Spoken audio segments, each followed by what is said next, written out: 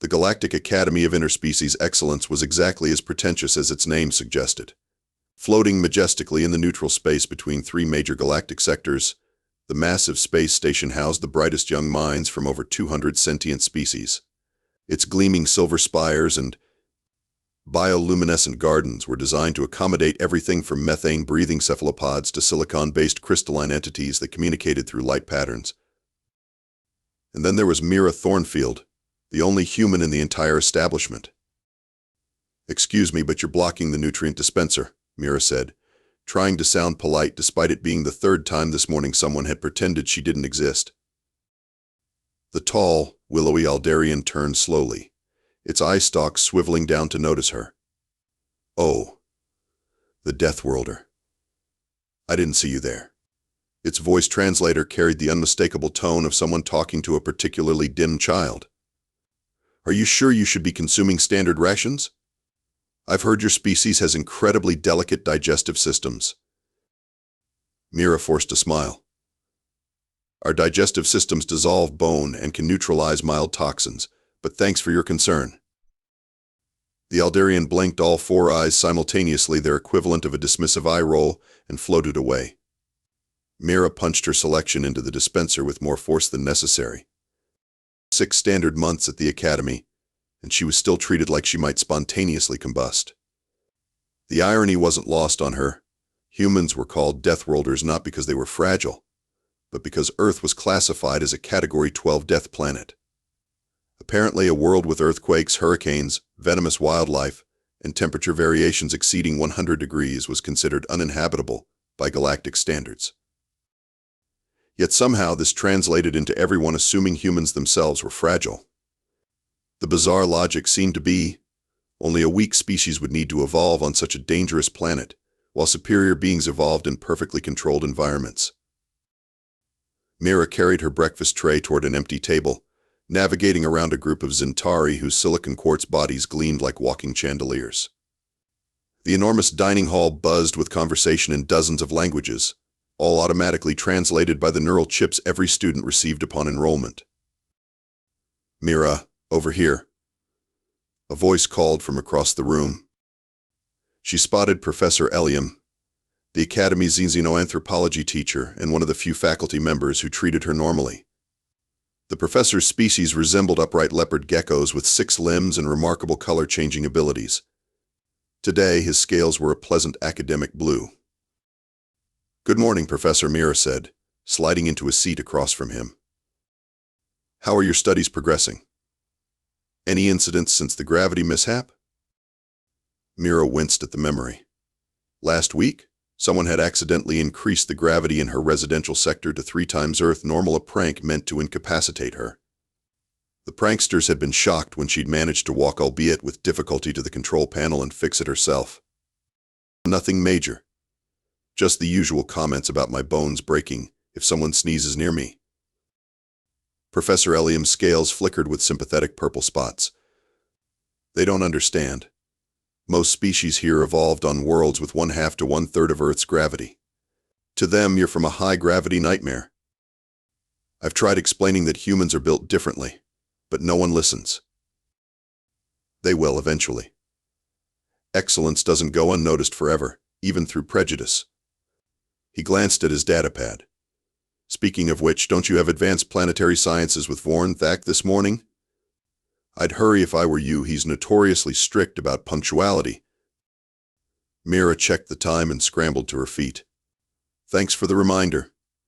She gathered her things, wondering not for the first time why she'd ever thought being the first human exchange student at the Galactic Academy was a good idea. As she hurried through the sweeping corridors, she pictured her acceptance letter with its grand promise to serve as an ambassador of human potential among the stars. Right now, she'd settle for being treated like she wasn't made of spun sugar. Professor Thak was, by any species standard, intimidating. The 8-foot-tall draconian had leathery gray skin, 6 eyes arranged in a hexagonal pattern, and a voice that rumbled like distant thunder. His ancestors had evolved on a volcanic moon with toxic air and a constant meteorite bombardment, making him one of the few instructors who actually came from a world that rivaled Earth in the trying-to-kill-you department. Today, he announced as his tail swished impatiently behind him, We begin the semester's main project. The holographic display at the front of the amphitheater-style classroom sprang to life, showing a rotating selection of diverse planets. Each team will select one teammate's homeworld for comprehensive environmental field research. You will collect data on atmospheric composition, gravity adaptation, indigenous life forms, and survival challenges. His multiple eyes swept across the room. The goal is not merely academic. Understanding diverse planetary conditions is essential for future explorers, diplomats, and scientists. Mira straightened in her seat. This was perfect. Earth would make a fascinating research subject, and she could finally show everyone what Deathworld really meant. You have 5 minutes to form teams of 4, Thornfield concluded. Choose wisely. The classroom erupted into motion as students rushed to form groups. Mira stood, smiling hopefully at nearby classmates, but they averted their eyes or quickly formed clusters that conspicuously excluded her. After 4 minutes, Mira remained standing alone while everyone else had settled into teams. Her face burned with embarrassment. Professor Thornfield noticed. "Is there a problem, Thornfield?"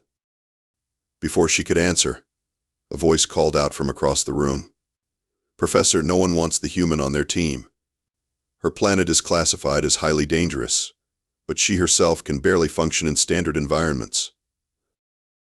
The speaker was Drell, a Proximar with iridescent scales and the most punchable face in the galaxy. Proximars evolved in perfectly balanced tropical lagoons, making them naturally graceful, strong, and insufferably arrogant. "I can function perfectly well," Mira snapped, her patience finally breaking. "The problem is that nobody here understands what humans are actually capable of." Drell's gill slits flared in amusement. "What you're capable of? Your species doesn't even have natural defenses. No claws, no venom, no protective exoskeleton. You can't even regenerate lost limbs." The classroom tittered with laughter. Professor Thornfield raised a hand for silence. This disagreement raises an interesting scientific question about adaptation and evolutionary paths. His 6 eyes blinked in sequence, a sign of contemplation. "Perhaps we should modify this project to include a comparative element." "What do you mean, Professor?" asked a jellyfish-like Medusian floating near the front row. "Thornfield claims humans are underestimated. Let's test this hypothesis." He turned to Mira. "You will work alone on a special presentation about Earth and human adaptations. The rest will proceed in teams as planned." Drell's scales rippled with smug satisfaction. "She'll just show us some boring geological formations and weather patterns." Mira stepped forward, chin raised. "Actually, I propose something different. I'll present on typical Earth activities, things human children and average adults do for fun, or as part of daily life. Things that would make most of you question your assumptions about fragile humans." A murmur ran through the classroom. "Him. Or Kai." Professor Thornfield's head tilted with interest. "An ethnographic approach rather than purely environmental. Unorthodox but acceptable." He made a note on his datapad. "You have 2 weeks for research and preparation. Drell, since you seem particularly invested in this debate, your team will present immediately after Thornfield for direct comparison." Drell's confident demeanor faltered slightly. "Fine by me. My homeworld's crystalline forests and psychic currents will be far more impressive than whatever primitives do on a gravity-cursed rock." "We'll see about that," Mira said, already mentally composing a message to her cousin Quinn back on Earth. She needed video evidence of humanity's most casually extreme behaviors, and Quinn, an adventure sports enthusiast with zero self-preservation instinct, was exactly the right person to ask. As the class broke up, Mira felt a mix of determination and panic. She'd just committed to changing the entire Academy's perception of humanity in one presentation. No pressure. "You want me to do what now?" Quinn's holographic image flickered slightly as she stared at Mira through the subspace communication link. "I need videos of normal human activities that would terrify aliens," Mira explained, pacing her small dormitory room. "Stuff we don't even think twice about but would seem insane to species that evolved on perfectly safe worlds." Quinn's face lit up with understanding. "Oh, Like that time Dad went skiing with a broken arm because the cast works as a splint anyway? Exactly. Or how Mom grows ghost peppers for fun despite the fact they're basically chemical weapons. I'm on it, Quinn said, already typing notes. Give me 3 days. I'll get footage from everyone I know doing the craziest normal human stuff possible. Mira sighed with relief. You're saving my academic career here. Drama queen. I'll send the files as soon as I have them. These stuck-up aliens won't know what hit them. After ending the call, Mira began organizing her presentation strategy. She needed more than just videos. She needed context, scientific explanation, and most importantly, demonstrations. For the next few days, Mira became a woman on a mission. Between classes, she visited the Academy's massive library, researching how different species perceive danger and physical limits. She discovered fascinating information about pain thresholds, risk assessment, and evolutionary psychology across sentient species. The data confirmed her suspicions. Most galactic civilizations evolved on worlds with relatively stable conditions and developing intelligence as their primary survival mechanism rather than physical resilience. The concept of entertaining danger was virtually non-existent among the majority of species. When Quinn's footage arrived, Mira spent an entire night reviewing it, occasionally laughing or wincing. Her cousin had outdone herself. The compilation included everything from parkour practitioners leaping between buildings to competitive eaters, downing absurdly spicy foods, from ice swimmers breaking through frozen lakes to grandmothers deadlifting twice their body weight. This is perfect, she whispered, carefully selecting and editing the most impactful clips. As the presentation date approached, Mira noticed increased whispers when she entered rooms. Word had spread about her special project, and curiosity was building. Several times she caught students from her planetary sciences class watching her with new interest, clearly wondering what the mysterious human was planning. Even Drell seemed affected by the growing anticipation. His usual mockery had evolved into probing questions. I heard you requested specialized equipment from Earth, he said, cornering her after class one day. Planning some primitive technological demonstration? Mira smiled enigmatically. Just wait and see. On the day before the presentation, she received an unexpected visitor. The door chime to her quarters sounded, revealing a novolite named Plex, a gaseous being contained in a humanoid pressure suit that swirled with colorful vapor. Hello, Mira Thornfield, Plex said, their voice modulator creating a pleasant, gender-neutral tone. I hope I'm not disturbing you. Not at all, Mira replied, surprised. They shared xenolinguistics together but had barely spoken. I wanted to wish you success tomorrow. The entire Academy is talking about your presentation. The gases inside their containment suits swirled faster, a sign of excitement or nervousness. I've always found humans fascinating, but the others never listen when I suggest there's more to your species than they assume. Mira felt a rush of gratitude at finding an unexpected ally. Would you like to help me with some last-minute preparations? Really? The gases in Plex's suit turned bright yellow with pleasure. I would be honored.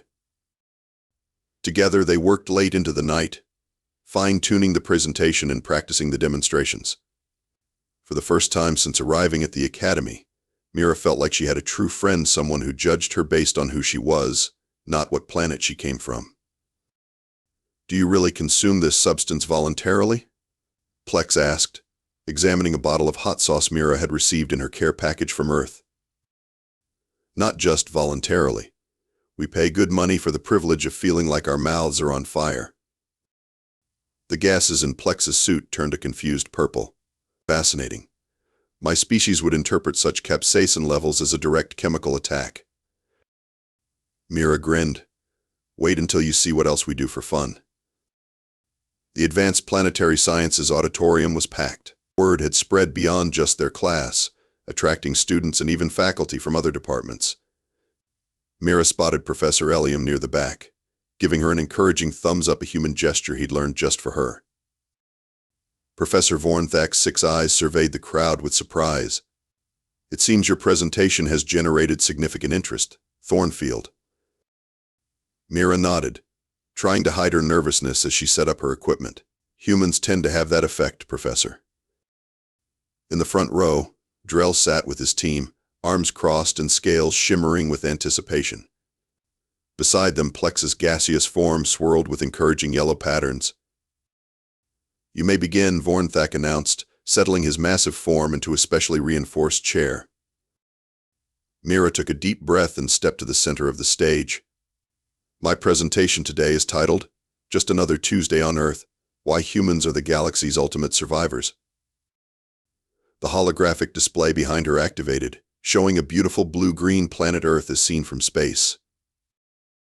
Most of you know Earth as a Category 12 death planet. Today I'm going to show you why that classification has made humans not weaker, but stronger than you could possibly imagine. She tapped her control pad, and the image changed to a kindergarten playground. Let's start with how humans train their young. The audience watched in growing horror as 5-year-old children hurled themselves down towering metal slides, swung at dizzying heights, and engaged in something Mira casually described as competitive tag warfare. "Note that these are considered safe activities suitable for our youngest members," she commented dryly. "We call those who avoid such activities timid." She moved through adolescent activities: skateboarding down stair railings, dirt bike jumping, high diving into natural bodies of water with unknown depths, each met with increasingly audible gasps from the audience.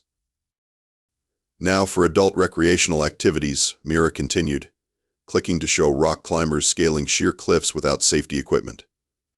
"This is called free soloing, considered an enjoyable weekend activity for many humans."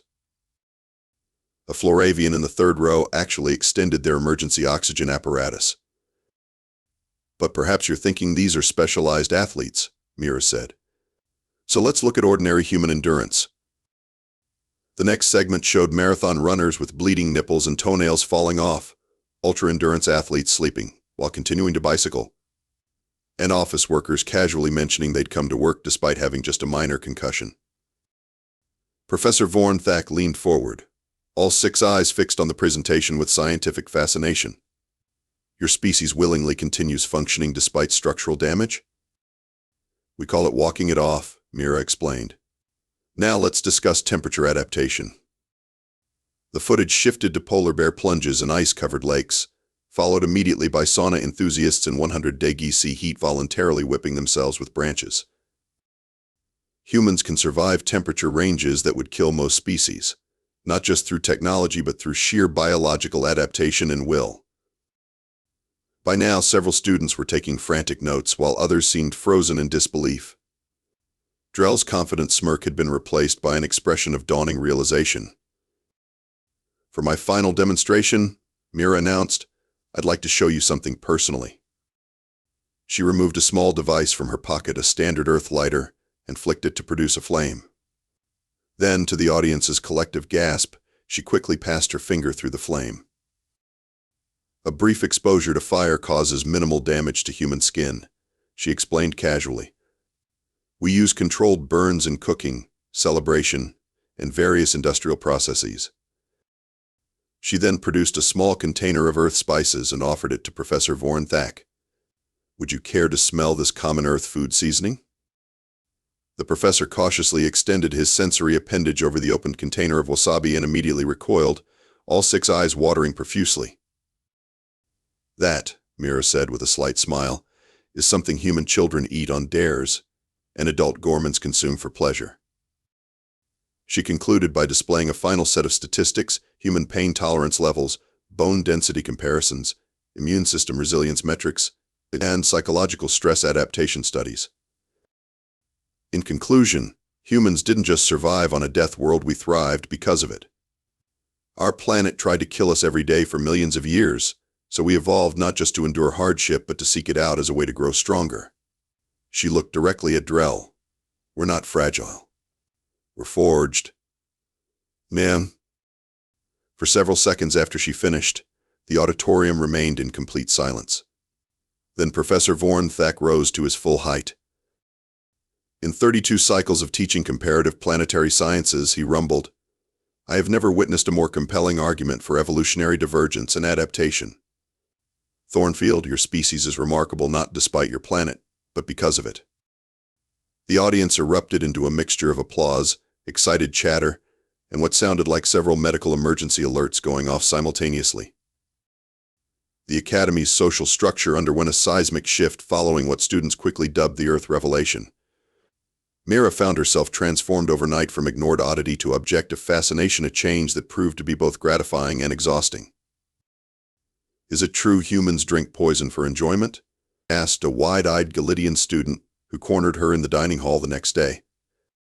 "If you mean alcohol, yes," Mira confirmed, "though it's more of a nervous system depressant than a traditional poison." "And you do this recreationally?" The Galactic's crystalline appendages clinked together in astonishment. "Since prehistoric times. We also consume caffeine to force our bodies to stay awake beyond natural limits. And some humans inject botulinum toxin, one of the deadliest substances, known into their faces to look younger." The Galactic made a sound like breaking glass, their species equivalent of a shocked gasp, and hurried away, presumably to share this horrifying information with friends. Such interactions became Mira's new normal. Students who had previously avoided her now sought her out, peppering her with questions that ranged from scientifically insightful to borderline absurd. "Do humans really repair their bodies by sleeping it off?" "Mostly true. Is it accurate that you can digest almost any organic matter in emergency situations?" "Somewhat true. Though with consequences, can you really survive having parts of your internal organs removed?" "Yes, though not recommended." Even the faculty seemed to view her differently. Professor Elliam proudly told colleagues he'd recognized the human's potential all along, while other instructors suddenly found reasons to consult her about Earth-related topics. Most surprising was Professor Vornthak's reaction. The intimidating Draconian invited Mira to his laboratory, where he proposed a joint research project on comparative physiology. "Your presentation has implications for our understanding of evolutionary pressure," he explained, showing her preliminary research models. "If Deathworld conditions produce such remarkable adaptations, we must reconsider our approaches to xenobiology and first contact protocols." Mira felt a surge of pride. This was exactly why she'd come to the Academy, to broaden interspecies understanding and challenge preconceptions. Not everyone was entirely convinced. Some students from particularly sheltered worlds now treated Mira like a dangerous predator, creating a wide berth around her in corridors. She once entered the library to find 3 Vaporians had evacuated their study pod in apparent panic. And then there was Drell. The Proximar had been uncharacteristically quiet since the presentation, his usual mockery replaced by thoughtful observation. Mira spotted him in the Academy archives, reviewing Earth historical records with intense concentration. Their inevitable confrontation came a week after the presentation. Mira was calibrating equipment in the xenobiology lab when Drell entered, his scales a subdued blue-green. "Thornfield," he said, his voice lacking its usual condescension. "Do you have a moment?" Mira nodded cautiously. "I've been researching Earth history," he continued. "Your species has endured multiple extinction-level events, global wars using atomic weapons, pandemic diseases, and climate catastrophes that would have eliminated most civilizations." "That's correct," Mira confirmed, waiting for the punchline or insult. Instead, Drell's scales shifted to a respectful purple. "I was wrong about humans.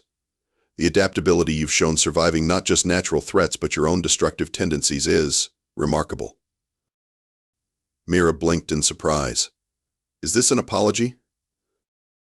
"Let's call it a scientific reassessment." A hint of his old arrogance returned. "Though I maintain that Proximar artistic achievements remain superior." Mira grinned. "We'll debate that another time." "Indeed." He hesitated, then added, "My research team is studying aquatic adaptations next semester. Your species' ability to hold breath and dive to significant depths despite not being aquatic is intriguing.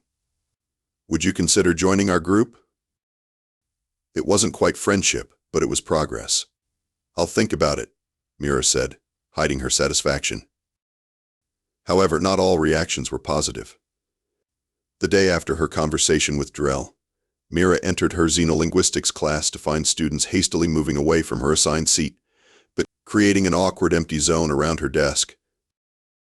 "Is there a problem?" she asked Plex, who remained nearby. The Novolite's gases swirled with embarrassment. They heard about human bone density and are afraid of accidentally injuring you with casual contact. They believe humans are simultaneously invincible against certain threats and fragile against others. Mira groaned. So I've gone from being treated like I might shatter at any moment to being treated like some kind of unpredictable super soldier? Essentially, yes, Plex confirmed. Perhaps another presentation is in order? One viral presentation is enough for my academic career, thanks. Mira realized she'd replaced one set of misconceptions with another, a classic case of overcorrection. Humans weren't uniformly tough or fragile. They were adaptable, with complex strengths and vulnerabilities like any species. The challenge now was getting her classmates to understand nuance rather than extremes. 3 months after the Earth revelation, life at the Galactic Academy had settled into a new normal for Mira. She was no longer ignored or dismissed, but neither was she treated with the exaggerated caution or fascination of those first few weeks. Progress came in small moments, being invited to join study groups, receiving nods of acknowledgement in the corridors, having her opinions solicited in class discussions. The shift wasn't just in how others treated her, but in how she viewed herself, less as Earth's defender and more as one representative of galactic diversity. Professor Eliam noted the change during one of their regular advisory meetings. "You seem more comfortable here now," he observed, his scales a satisfied blue. "I am," Mira agreed, "though I wish it hadn't taken a dramatic presentation to make that happen. Sometimes understanding requires a shock to the system." His scales flickered with amusement. "You certainly provided that." Mira's research partnership with Professor Thornfield had evolved into a formal study published in the Academy's scientific journal, Adversity as Evolutionary Catalyst, The Human Paradigm. The paper had generated significant interest in xenobiological circles, with researchers from other institutions requesting more information about Earth's unique evolutionary pressures. Even Drell had become, if not exactly a friend, at least a respectful colleague. His team's aquatic adaptation study now included comparative analysis with human diving techniques, and he occasionally sought Mira's input on methodology. Most meaningful to Mira was her friendship with Plex, which had deepened since they worked together on the presentation. The Novolite's natural curiosity paired well with Mira's enthusiasm for cultural exchange, leading to many late-night discussions about their respective worlds. During one such conversation in the Academy's observation dome, watching distant stars through the transparent ceiling, Mira had an epiphany. What if we organized an exchange trip? A small group from the Academy visiting Earth? The gases in Plex's containment suit swirled with excitement. "You mean actually experience a Deathworld firsthand? Would your authorities permit it?" "With proper preparation and safety protocols, absolutely. Earth welcomes interstellar visitors, we just haven't had many, because of our planet's classification." The idea quickly gained momentum. Professor Thornfield endorsed it as an unprecedented research opportunity, and the Academy administration approved a pilot program for the following semester. 5 students and 2 faculty members would spend 2 weeks on Earth, with Mira as their guide. Preparing her fellow students for Earth became Mira's new mission. She organized weekly orientation sessions, covering everything from gravity adjustment exercises to weather preparedness. "Remember," she explained during one session, "Earth's atmospheric conditions can change rapidly. What humans call mild weather might still be extreme by your standards." "Will we need specialized environmental suits?" asked a concerned Floravian student, whose photosynthetic skin required careful protection. "Not full suits, but definitely UV protection," Mira clarified. "And everyone will need gravity compensation devices for the first few days while you adjust." Planning the itinerary proved challenging. Mira wanted to showcase Earth's diversity without traumatizing her companions. She eventually settled on a balanced approach, a university campus in a temperate zone, followed by carefully supervised excursions to more dramatic environments. "We'll start in New Zealand," she told the group. "Geologically active but stable, diverse ecosystems and excellent medical facilities just in case." The night before departure, Mira found herself back in the observation dome with Plex, looking toward the distant sector where Earth's sun would be too far to see with the naked eye, but comforting to know it was there. "Are you nervous about returning home?" Plex asked, their gases forming thoughtful patterns. "A little," Mira admitted. "I see it differently now. Before the Academy, I never thought of Earth as unusual. Now I'll notice all the ways it's trying to kill us. And yet you miss it. Every day." She smiled. "There's something about surviving together that creates a special kind of bond. Humans argue constantly, but when disaster strikes, we unite like nothing you've ever seen." Plex's gases formed a pattern Mira recognized as philosophical contemplation. Perhaps that's the real lesson of Deathworlds. Not just physical adaptation, but social cohesion under pressure. Maybe so. Mira gazed at the stars. Or maybe we're just too stubborn to let a little thing like an inhospitable planet stop us. In her quarters later that night, Mira packed the last of her things and checked the itinerary one final time. The group's first scheduled activity after arrival was what she described as a gentle introduction to Earth recreation, a guided nature hike through volcanic terrain with natural hot springs. She grinned, imagining her classmates' reactions when they discovered what humans considered mild outdoor leisure. Their presentations had changed perceptions, but nothing would compare to first-hand experience. "Just wait until they see what we consider a refreshing swim," she murmured, setting her alarm for departure.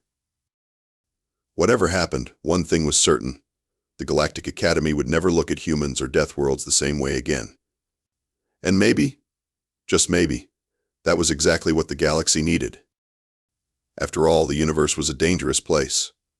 Who better to face it than those who had evolved on a planet that had spent millions of years preparing them for the worst?